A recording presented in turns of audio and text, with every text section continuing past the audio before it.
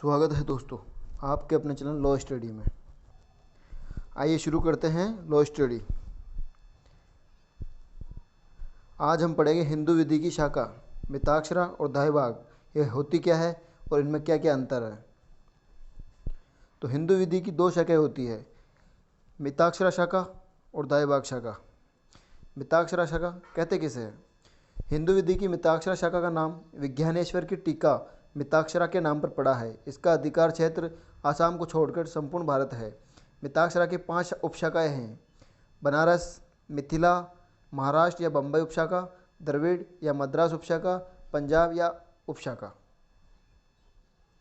मिताक्षरा शाखा के अंतर्गत दाय विधि रक्त संबंध की निकटता पर आधारित है। इसमें पुत्र, पौत्र, प्रपौत्र, संयुक्त कुटुंब की संपत्ति में आधिपत्य एवं स्वामित्व की एकता की अवधारणा निहित रहती है। संयुक्त कुटुंब का कोई भी सदस्य अपने हित का अन्य संक्रामण नहीं कर सकता है। दायभाग शाखा, इसमें दायभाग हिंदू विधि की एक और प्रमुख शाखा है। इस शाखा का नाम जीमूतवाहन के भाष्य दायभाग पर पड़ा है। दायभाग शाखा बंगाल एवं आसाम में प्रचलित है। कुछ विषयों पर यह मिताक्षरा शाखा से भिन्न है। दायभाग शाखा मिताक्षरा शाखा की भांति पुरातन एवं रूढ़िवादी विचारों की पोषक नहीं होकर विकसित एवं आधुनिक विचारों की पोषक है। दायभाग शाखा में दाई धार्मिक कृत्यों पर आधारित है, अर्थात जो मृतक को अधिक से अधिक धार्मिक लाभ पहुंचाता है वह दाय प्राप्ति के लिए हकदार माना जाता है। दूसरे शब्दों में, जो मृतक को पिंडदान करता है वही दाय प्राप्ति के लिए अधिकृत होता है। इसमें क्या क्या अंतर है? मिताक्षरा एवं दायभाग में सैद्धांतिक रूप से 2 विषयों पर अंतर पाया जाता है। पहला उत्तराधिकार के संबंध में, दूसरा है संयुक्त कुटुंब और सहदायिकी के संबंध में। आइए जानते हैं उत्तराधिकार के संबंध में क्या अंतर है। मिताक्षरा शाखा में उत्तराधिकार का सिद्धांत रक्त द्वारा नातेदारी पर आधारित है, जबकि दायभाग शाखा में आध्यात्मिक एवं धार्मिक लाभ पर। मिताक्षरा शाखा में प्रतिपादित सिद्धांतों के अनुसार रक्त द्वारा नातेदार उत्तराधिकार में संपत्ति प्राप्त करता है। यह सिद्धांत पूर्णतया लौकिक है तथा वर्तमान हिंदू उत्तराधिकार विधि का यही मूलभूत सिद्धांत है। इसमें रक्त संबंधों की निकटता उसके दूरस्थ संबंधों की अपेक्षा करती है। इस शाखा में उत्तराधिकार में मुख्यतः 2 नियम हैं। पहला, उत्तराधिकार में स्त्रियों का अपवर्जन तथा दूसरा, गोत्रज को बंधु के ऊपर अधिमान। इसे एक उदाहरण से समझते हैं। यदि कोई हिंदू व्यक्ति अपने पीछे पुत्र एवं पुत्री छोड़कर मरता है तो प्रथम नियम के अनुसार संपूर्ण संपत्ति पुत्र को मिलेगी और पुत्री को कुछ नहीं मिलेगा, क्योंकि वह स्त्री होने से अपवर्जित है। इसी प्रकार यदि कोई हिंदू व्यक्ति एक पौत्र एवं दोहता छोड़कर मरता है तो तृतीय संपूर्ण संपत्ति पौत्र को मिलेगी और दोहते को कुछ नहीं मिलेगा, क्योंकि वह बंधु है, जबकि पौत्र गोत्रज। इन्हीं नियमों के कारण मिताक्षरा की उत्तराधिकार विधि प्रतिक्रियावादी विधि कहलाती है। आध्यात्मिक या धार्मिक लाभ के सिद्धांत के अनुसार संपत्ति का उत्तराधिकारी ऐसा व्यक्ति होता है जो अनुष्ठान आदि के द्वारा मृतक व्यक्ति की आत्मा को अधिक से अधिक शांति एवं धार्मिक लाभ पहुंचाता है। दूसरे शब्दों में यह कहा जा सकता है कि जो व्यक्ति पिंडदान द्वारा मृतक की आत्मा को अधिकतम शांति प्रदान करता है वही उस मृतक की संपत्ति को उत्तराधिकार में प्राप्त करने का हकदार होता है। इस प्रकार दायभाग शाखा की उत्तराधिकार विधि लौकिक सिद्धांतों पर आधारित नहीं होकर आध्यात्मिक सिद्धांतों पर आधारित है।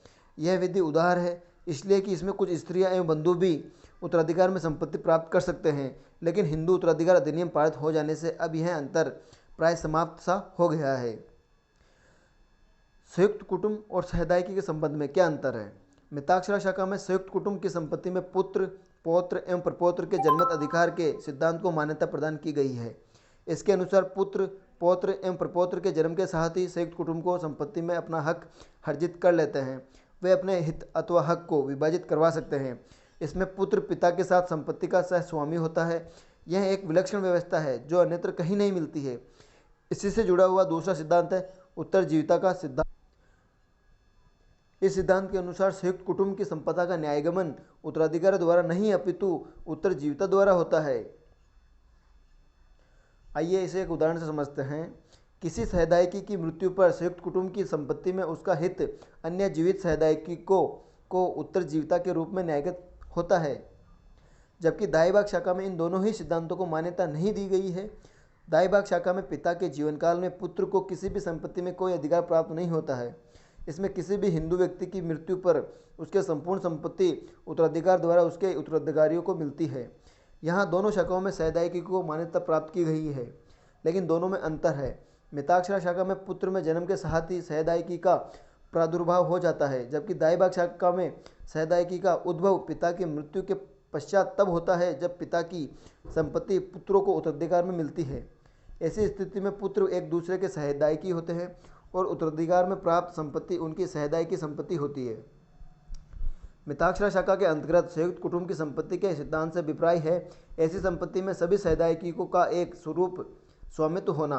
विभाजन से पूर्व कोई भी सहदायक यह नहीं कह सकता है कि संपत्ति के अमुक भाग का वह स्वामी या भागीदार है। कुटुंब में किसी व्यक्ति के जन्म लेने पर सहदायिकों के अंश या हित में कमी आ जा सकती है और किसी के मर जाने पर अंश या हित में वृद्धि हो जाती है, लेकिन दायभाग शाखा में ऐसा नहीं है। इसमें प्रत्येक सहदायिकी का अंश या हित उत्तराधिकार के समय ही निश्चित होता है। मिताक्षरा शाखा में सामान्यतः कोई भी सहदायिकी संयुक्त कुटुंब की संपदा का अन्य संक्रमण नहीं कर सकता है, जबकि दायभाग शाखा में ऐसा नहीं है। इसमें सहदायिकी जब चाहे अपने हित का अन्य संक्रमण कर सकता है। तो दोस्तों, आज का ये वीडियो यहीं समाप्त होता है। अगर आपको वीडियो पसंद आया हो तो चैनल को लाइक एंड सब्सक्राइब जरूर कीजिएगा। धन्यवाद साथियों। Please like and subscribe the channel for watching more law study video. Thank you for watching video.